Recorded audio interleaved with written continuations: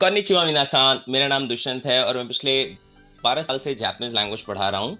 और इन 12 साल में मुझे सबसे ज्यादा जो एक सवाल पूछा गया, वैसे तो बहुत सारे सवाल लोग मुझसे पूछते हैं, बट सबसे ज्यादा जो सवाल मुझसे पूछा गया उसमें से एक है कि जापानीज लैंग्वेज आप पढ़ाते हो यार, जापानीज लैंग्वेज मुश्किल नहीं है क्या? बहुत मुश्किल नहीं है क्या? पढ़ा कैसे लेते हो? ठीक है, और जापानीज लैंग्वेज का इंडिया में पढ़ने का स्कोप क्या है? इसके कुछ फायदे हैं या बस वैसे ही लोग शौक के लिए सीख रहे हैं? तो ये दो तीन सवालों का जवाब मैं इस वीडियो में आज आपको दूंगा। तो सबसे पहले मैं आपको अपने बारे में बताता हूँ। मेरा नाम है दुष्यंत दुष्यंत मिश्रा। मैं पिछले 11.5 साल से, लगभग 11.5 साल से जापानीज लैंग्वेज पढ़ा रहा हूँ। 2013 दिसंबर से मैंने जापानीज लैंग्वेज पढ़ाना स्टार्ट किया था और आई एम स्टिल टीचिंग। उसके बाद N2 लेवल मेरा क्लियर है। जिन लोगों को लेवल के बारे में नहीं पता, जापानीज लैंग्वेज में 5 लेवल्स होते हैं, ठीक है। N5 N4 करके उनको बोला जाता है। N5 is the basic level जहां से स्टार्ट होता है। सो N5 N4 N3 N2 N1। So N1 is the top level. तो मैंने 4 लेवल किए हैं, N5 N4 N3 and N2। उसके बाद मैंने कई जापानीज कंपनीज में कॉर्पोरेट ट्रेनिंग दी है जापानीज लैंग्वेज की। फॉर एग्जांपल टोयोटा के एम्प्लॉयज को मैंने पढ़ाया है, होंडा के एम्प्लॉयज को मैंने पढ़ाया है, मारुति सुजुकी के बहुत सारे एम्प्लॉयज को मैंने पढ़ाया है। उसके बाद इंडिया स्टील समिट में मैंने जापानीज लैंग्वेज पढ़ाई है, प्लस वहां पे कुछ जापानीज लोगों को मैंने इंग्लिश भी पढ़ाई है, बेसिक इंग्लिश, क्योंकि जापानीज लोगों की इंग्लिश थोड़ी वीक होती है। प्लस मैंने embassy of Japan in India की तरफ से और ministry of external affair of India की तरफ से एक टीचर ट्रेनिंग कोर्स कंडक्ट किया था इन्होंने। तो वो भी मैंने, लकीली मेरा नाम उसमें आया था, तो वो भी मैंने किया हुआ है। So I am certified Japanese language instructor. Exact number तो मैं नहीं बता सकता, बट लगभग 5,000 के आसपास मैंने अपने इस 12 साल के, लगभग 12 साल के करियर में जापानीज लोगों को जापानीज पढ़ा दी है। तो ये था थोड़ा बहुत मेरे बारे में, ताकि आपको पता लग जाएगा मैं क्यों बता रहा हूँ, क्या एक्सपीरियंस है मेरा। यस, उसके बाद जो सवाल पे वापस आते हैं कि जापानीज लैंग्वेज मुश्किल है या आसान है। देखो, सिंपल तरीके से हाँ या ना में मैं नहीं आंसर दे सकता, ठीक है। तो थोड़ा सा डिटेल मुझे जाना होगा। जब भी हम बात करते हैं लैंग्वेज की, उसमें कई चीजें कवर होती हैं, जैसे सुनना, समझना, बोलना, लिखना, पढ़ना, ये सारी चीजें कवर हो जाती है। अगर आप एक लैंग्वेज को सीख रहे हो तो सारी चीजें आपको सीखनी पड़ती हैं। तो जहां तक बात करें, अगर आप देखो, अगर आप इंटरनेट पे जाके देखोगे तो वहां पे आपको रिव्यूज मिलेंगे, Japanese language is one of the most difficult language in the world. अब वो रिव्यूज अगर आप ढंग से देखोगे तो वो उन लोगों ने लिखा है जो लोग इंग्लिश बोलते हैं, वेस्टर्न कंट्रीज के लोग हैं। तो उन लोगों के लिए जापानीज लैंग्वेज मुश्किल है। अब ऐसा क्यों? क्योंकि जापानीज लैंग्वेज, देखो, अगर आप हिंदी को इंग्लिश से कंपेयर करो, उसकी ग्रामर कंपेयर करो, सेंटेंस फॉर्मेशन देखो, तो हिंदी इंग्लिश आपस में बिल्कुल नहीं मिलती है ना। सब्जेक्ट ही सिर्फ सेम जगह पे रहता है, बाकी सब आगे पीछे हो जाता है। तो जापानीज जो है ना, वो इंग्लिश लैंग्वेज से नहीं मिलती है। तो इसीलिए वो सीखना अंग्रेजों के लिए, वेस्टर्न कंट्रीज के लोगों के लिए मुश्किल हो जाता है। बट जापानीज एक बड़ी अच्छी चीज है कि जापानीज लैंग्वेज की जो सेंटेंस फॉर्मेशन है या जापानीज लैंग्वेज की जो ग्रामर है, वो हिंदी से बहुत ज्यादा मिलती है। अगर मैं अपने एक्सपीरियंस के साथ बताऊं तो लगभग कम से कम 50% जो ग्रामर या सेंटेंस फॉर्मेशन जापानीज की है वो हिंदी से मिलती है। मैं मिनिमम बता रहा हूं, कई सेंटेंस मैं ऐसे भी लिख सकता हूं या बता सकता हूं आपको जो 90 या 100% भी हिंदी से मिल रहे हैं जापानीज सेंटेंस। तो ऐसे भी रैली सेंटेंस आपको मिल जाएंगे। लेकिन तो इसीलिए इंडियंस के लिए सीखना जापानीज लैंग्वेज आसान है, पहली चीज। अब क्या आसान है क्या मुश्किल है, देखो थोड़ा सा और क्लियर करते हैं इस चीज को। अगर बात करें जापानीज को सुनने की, समझने की, बात करने की, तो जापानीज लैंग्वेज, बिलीव मी यार, इंडियंस के लिए बहुत आसान है, बहुत आसान है, क्योंकि हमें हिंदी आती है। तो जिनको हिंदी आती है उनके लिए जापानीज बोलना, बात करना बहुत आसान है।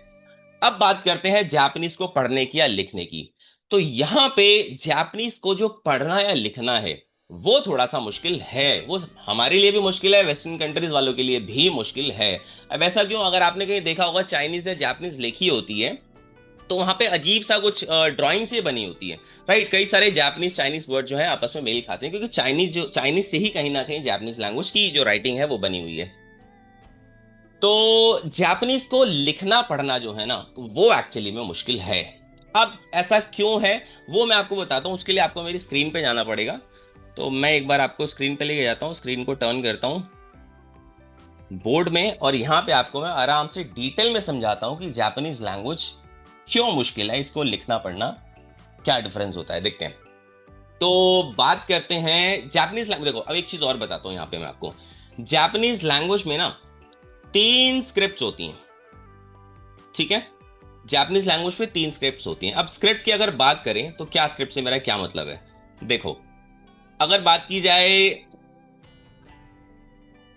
हिंदी की, तो हिंदी लैंग्वेज में अगर आपको कुछ लिखना है तो आप हिंदी को क ख ग में यूज कर क ख ग यूज करके कुछ भी आप लिख सकते हो। इंग्लिश में अगर आपको कुछ लिखना है तो 26 लेटर्स होते हैं, उनको यूज करके आप कोई भी इंग्लिश का वर्ड लिख सकते हो। बट जापानीज में ऐसा नहीं है। अब जापानीज में आप लिख क्या रहे हो उस पर डिपेंड करता है कि जापानीज की कौन सी स्क्रिप्ट यूज करोगे। अब स्क्रिप्ट मतलब जापानीज में 3 अलग अलग तरीके होते हैं जापानीज लैंग्वेज को लिखने के। तो आप क्या लिख रहे हो उस पर डिपेंड करता है कि आप कौन सी वाली स्क्रिप्ट यूज करोगे। ठीक है, तो मैं आपको बताता हूँ तीनों स्क्रिप्ट में क्या डिफरेंस होता है। तो सबसे पहले बात करते हैं हम स्क्रिप्ट की, कांजी। तो kanji is a pictorial script, एक पिक्चर वाली स्क्रिप्ट होती है। ठीक है, अब कांजी क्या होती है वो मैं आपको बताता हूं। जैसे एक मैं कांजी बनाता हूं, 1 2 3 4 5 6 7। अब मैंने एक कांजी बना दी। मेरी राइटिंग बहुत अच्छी नहीं है बट मोटा मोटा कॉन्सेप्ट जो मैं आपको समझाने वाला हूं वो समझ में आ जाएगा। तो ये मैंने एक कांजी बनाई है, सिंपल शब्दों में बोले तो मैंने एक पिक्चर बनाई है। ठीक है, अब इस पिक्चर को अगर मैं इंग्लिश में लिखूं तो इसको ओतोतो पढ़ा जाता है और इसका मतलब होता है ब्रदर। इसका मतलब होता है ब्रदर। तो ये मैंने ये जापानीज में छोटा भाई लिख दिया, तो ये होती है कांजी। और एग्जांपल देता हूं मैं आपको, जैसे 1 2 3 4 5 6 एंड 7। अब मैंने की कांजी बना दी। ये कांजी बनाई है मैंने हाना की। कहने का मतलब इस कांजी को हम पढ़ेंगे हाना, और हाना का मतलब होता है फ्लावर, फूल। ठीक है, और देखिए एग्जाम्पल के लिए एक और देखते हैं। जैसे एक कांजी बनाई मैंने ये, ठीक है, 1 2 3 4 5। ये मैंने 5 स्ट्रोक में एक कांजी बना दी। अब इस कांजी को अगर पढ़ना है तो इस कांजी को पढ़ा जाता है हाहा, और इसका मतलब होता है मदर। तो ये होती है कांजी। कांजी किसी एक शब्द की पिक्चर होती है, पिक्टोरियल स्क्रिप्ट होती है ये। ठीक है, तो ये होती है कांजी, जो कि सबसे ज्यादा मुश्किल है। लेकिन यार धीरे धीरे अगर आप पढ़ोगे जापानीज लैंग्वेज, धीरे धीरे करके आदत पड़ जाती है आपकी, और एक ही साथ सारी नहीं सीखनी पड़ती आपको। हर लेवल में थोड़ी थोड़ी सी कांजीज ऐड होती हैं। जैसे मैंने आपको बताया था जापानीज लैंग्वेज में 5 अलग अलग लेवल्स होते हैं। तो N5 लेवल में अगर आप एग्जाम देना चाहते हो, एक एग्जाम भी होता है इंडिया या पूरी दुनिया में, एक JLPT का एग्जाम होता है जो जापानीज लैंग्वेज प्रोफिशिएंसी टेस्ट कहलाता है, जिसके बेसिस पे आपकी जॉब वगैरह लगती है, आपकी नॉलेज पता लगती है लोगों की, आपको कितनी जापानीज आती है। तो N5 उसका जो बेसिक लेवल होता है, स्टार्टिंग लेवल होता है, उसमें 100 या 110 के आसपास कांजीज आती हैं, है ना। और N4 में आपकी लगभग 200 कांजी आती है, N3 में 350 400 कांजी आती है, N2 में लगभग इतनी कांजी है, थोड़ी सी और बढ़ जाती है, N1 में और कांजीज आती हैं। तो धीरे धीरे करके लेवल वाइज आपको कांजी सीखनी होती है, एक साथ सारी कांजी आपको नहीं सीखनी होती है। ठीक है, तो धीरे धीरे करके इसकी भी आदत पड़ जाती है। बट हाँ, ये थोड़ा मुश्किल जरूर होता है। इनिशियली लोगों को समझ में ही नहीं आता यार ये कॉन्सेप्ट क्या है, बट धीरे धीरे हम यूज टू हो जाते हैं इस चीज के। तो आई होप समझ में आ गया कांजी क्या होती है। अभी भी नहीं समझ में आया, कोई डाउट क्वेश्चन है तो कमेंट में आप मुझसे पूछ सकते हो। ठीक है, उसके बाद बात करते हैं इसकी दूसरी स्क्रिप्ट की। इसकी जो दूसरी स्क्रिप्ट होती है उसको बोला जाता है हीरा गाना। अब ये हीरा गाना स्क्रिप्ट जो होती है ना, इसके अंदर 46 अल्फाबेट्स होते हैं, सॉरी लेटर्स होते हैं। जैसे इंग्लिश लैंग्वेज में 26 होते हैं, है ना, हिंदी में भी कुछ होते हैं, एग्जैक्ट 26 या 28 जितने भी होते हैं एग्जैक्ट पता नहीं है। और हीरा गाना के अंदर 46 लेटर्स होते हैं। अब इन दोनों में क्या फर्क है, ये कहाँ पे काम आती है? देखो, जिन वर्ड्स की जापानीज लैंग्वेज में, जो जापानी वर्ड हैं, जिन वर्ड्स की कांजी है, पिक्चर है, ये पहले से बनाई होती है, हम नई कांजीज नहीं बना सकते, हमें सीखना पड़ता है कि इसको ऐसे लिखा जाता है, इसको ऐसे बनाया जाता है। तो जिनकी कांजीज होती हैं उनको लिखने के लिए कांजी ही यूज होती है। लेकिन बहुत सारे ऐसे वर्ड्स भी हैं जापानीज लैंग्वेज में जिनकी कांजी नहीं होती है। ठीक है, तो ऐसे शब्दों को लिखने के लिए जापानीज लैंग्वेज में हिरागाना स्क्रिप्ट काम में आती है। तो जिनकी पिक्चर है कांजी में लिखेंगे, जिनकी पिक्चर है कांजी नहीं है, उनको हीरागाना में लिखा जाता है। ठीक है, उसके बाद अच्छा, हीरागाना अगर आप थोड़ी सी प्रैक्टिस भी करते हो, है ना, थोड़ा थोड़ा करके करते रहते हो, थोड़ा थोड़ा करके, तो लगभग 1.5 से 2 महीने में आप बहुत आराम से हीरागाना सीख सकते हो। कांजी मैंने बता दिया एक बार में सिखाई ही नहीं जाती, लेवल के हिसाब से थोड़ी थोड़ी ऐड होती है। और हीरागाना 1 से 1.5 महीना लगा के मैक्सिमम 2 महीने में बहुत आराम से आप सीख सकते हो। हमारे स्टूडेंट लगभग कितने दिन में सीख जाते हैं बहुत आराम से। उसके बाद नेक्स्ट स्क्रिप्ट की बात करें, जैसा मैंने बताया था जापानीज लैंग्वेज में 3 स्क्रिप्ट्स होती हैं। तो थर्ड स्क्रिप्ट जो होती है वो होती है काताकाना स्क्रिप्ट। अब काताकाना स्क्रिप्ट का क्या काम होता है? देखो, अपनी हिंदी लैंग्वेज में बहुत सारे ऐसे वर्ड्स हैं जो हिंदी के हैं ही नहीं। जैसे अगर आपको चॉकलेट हिंदी में लिखना है तो आप कैसे लिखोगे? चॉकलेट का कुछ और वर्ड होता है क्या? नहीं होता, राइट। एलिवेटर को हिंदी में क्या बोलते हैं, मैं आपसे पूछूं, आप नहीं बता पाओगे, है ना। स्पीड ब्रेकर को हिंदी में आप क्या बोलते हो? सोच के देखो। अब कई लोगों को पता होगा स्पीड ब्रेकर को गति अवरोधक बोला जाता है, बट क्या हम यूज करते हैं गति अवरोधक वर्ड? बहुत सारों को तो पता ही नहीं है गति अवरोधक होता क्या है।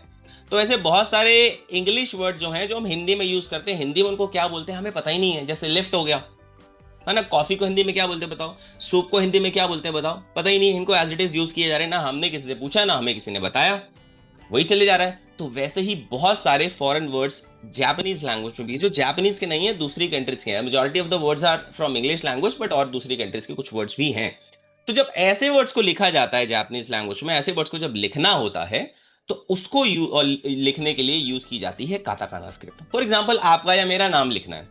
अब आपका या मेरा नाम जापान का तो नहीं है, हमारे नाम की उन्होंने पिक्चर तो बनाई नहीं होगी उस वक्त, तो हमारे नाम को किसमें लिखा जाएगा, यूजिंग काताकाना स्क्रिप्ट। ठीक है। तो फॉरेन वर्ड अगर कोई है, दूसरी कंट्री का वर्ड है, जापानीज वर्ड नहीं है, या कुछ वर्ड्स को एम्फेसाइज करने के लिए भी काताकाना में लिखा जाता है। ठीक है। और इसके अंदर भी 46 लेटर्स ही होते हैं। तो हीरागाना काताकाना अगर कोई थोड़ा बहुत भी प्रैक्टिस करता रहता है, मुझे लगता है 3 से 4 महीने बहुत आराम से अच्छे से लिख और पढ़ सकता है। तो ये मुश्किल नहीं है। जो मुश्किल है वो क्या है, कांजी को लिखना या पढ़ना थोड़ा सा मुश्किल है, थोड़ा वक्त लग जाता है इसके अंदर। ठीक है। और ऐसा कहा जाता है कि अगर आप अच्छी जापानीज पढ़ना चाहते हो तो लगभग आपको 1,500 से 2,000 कांजीज आनी चाहिए। ठीक है। जो लेवल वाइज धीरे धीरे करके N2 लेवल तक आप पढ़ पाते हो आराम से, 1200-1500 के आसपास कांजी पढ़ सकते हो आराम से N2 लेवल के बाद। ठीक है। तो ये था मेरी तरफ से इसके बारे में कि जापानीज में क्या मुश्किल है क्या आसान है। अब इसके बाद सवाल आता है, यार जापानीज लैंग्वेज जो है इसके स्कोप क्या है, अगर इंडिया में जापानीज लैंग्वेज सीखी जाए तो उसका क्या फायदा है, जॉब्स वगैरह है भी कि नहीं है। जैसे मुझे बहुत, मैं पूछता हूँ कि मैं जापानीज पढ़ाता हूँ तो लोग मुझे बोलते हैं कि सीखता कौन है, आप पढ़ाते किसके हो।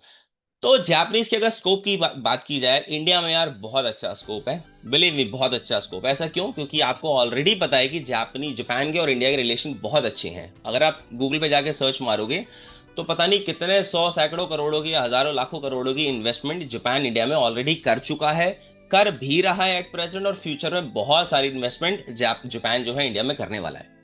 ठीक है। तो बहुत सारी वैकेंसीज फ्यूचर में आने वाली हैं, और इस टाइम तो डायरेक्ट आप जापान में ही जॉब अप्लाई कर सकते हो। बहुत सारे ऐसी साइट्स हैं, आप जापान में आप जाके देखोगे ऑनलाइन तो आपको मिलेंगे, डायरेक्ट आप जापान में जॉब अप्लाई कर सकते हो उसके बेसिस पे। और स्कॉलरशिप भी बहुत सारी निकलती है, बट बेसिक क्राइटेरिया क्या है, अगर आपको जापान जाना है, वहां जाके काम करना है या पढ़ाई करना है, कुछ भी करना है आपको, ठीक है, तो आपको बेसिक जापानीज एटलीस्ट एक लेवल कम से कम भी आना चाहिए, जो कि N5 लेवल होता है। तो स्कोप की बात की जाए तो यस, बहुत अच्छा स्कोप है। क्यों, क्योंकि अभी जापानीज लैंग्वेज सीखने वाले जो लोग हैं ना, वो इंडिया में बहुत ज्यादा नहीं है। फ्रेंच, जर्मन, ये वो बहुत सारी लैंग्वेजेस बहुत पहले से लोग सीख रहे हैं, स्कूलों में भी सिखाई जा रही है, बट जापानीज को सीखने वाले लोग अभी कम है। उनको मालूम ही नहीं है कि यार इतना भी स्कोप हो सकता है किसी लैंग्वेज का सिर्फ। तो यस, कंपटीशन कम है, इसलिए अपॉर्चुनिटीज ज्यादा है। ठीक है। और सैलरी पैकेज भी बहुत अच्छा लगता है, बिलीव मी।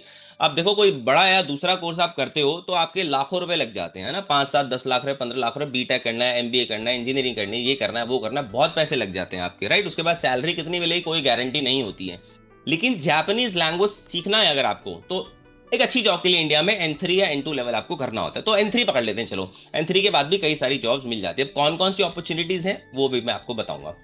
तो N3 लेवल अगर आप करते हो, एक रफली एवरेज मान लेते हैं 18-20 हजार रफली इसका जो होता है फीस स्ट्रक्चर होता है। हमारे यहाँ थोड़ा सा कम है, बट एक स्टैंडर्ड मैं फीस अगर बताऊं N5 लेवल की, तो 18 से 20 हजार की यहाँ मिल जाती है आपको। इतने में आपका N5 हो जाएगा, फिर इतना ही लगभग N4, इतना ही लगभग N3, मतलब 60-70 हजार के अंदर अंदर आपका N2 लेवल, मतलब लाख रुपए के अंदर अंदर आपके सारे लेवल हो सकते हैं, चारों लेवल हो सकते हैं आराम से N2 तक। ठीक है। N1 यहाँ पे बहुत रेयरली आपको सिखाने के लिए मिलेगा, इसलिए मैंने भी नहीं सीखी, क्योंकि यहाँ पे कोई अच्छा टीचर मुझे मिला नहीं अभी तक। तो N2 लेवल तक, N3 मान लो तो 3 लेवल है, तो 60 से 70 हजार में आपका आराम से N3 हो जाएगा। और बिलीव मी, अगर आप अच्छे से कर ले तो 1.5 साल लग के जापानीज लैंग्वेज, और ग्रेजुएशन आपने कर रखी है, तो आपकी बहुत आराम से बता रहा हूँ 30 से 35 हजार की जॉब मिनिमम इंडिया में लग जाएगी, बहुत आराम से। 40, 45, 50 भी लग सकते हैं डिपेंडिंग अपॉन योर क्वालिफिकेशन। तो 30 ही मान लेते हैं यार, आपने 60-70 हजार रुपये लगाया, 30 हजार मिनिमम पकड़ लो एज अ फ्रेशर, वो भी बहुत होती है इंडिया के अंदर। तो 30 हजार आपने अगर महीने कमा लिया, 2 महीने के अंदर अंदर आपका पैसा वापस आता है, उसके बाद आपकी कमाई शुरू हो जाती है। और बहुत सारी जापानीज कंपनीज हैं जो अपने एम्प्लॉयज को डायरेक्ट जापान भेज देती हैं। जैसे मैं मारुति सुजुकी में पढ़ाता हूँ, तो मैंने क्या देखा है वहां पे कि नए जो एम्प्लॉयज होते हैं, अच्छे एम्प्लॉयज होते हैं, है ना, सिंसियर होते हैं, उनको जापान भेज दिया जाता है।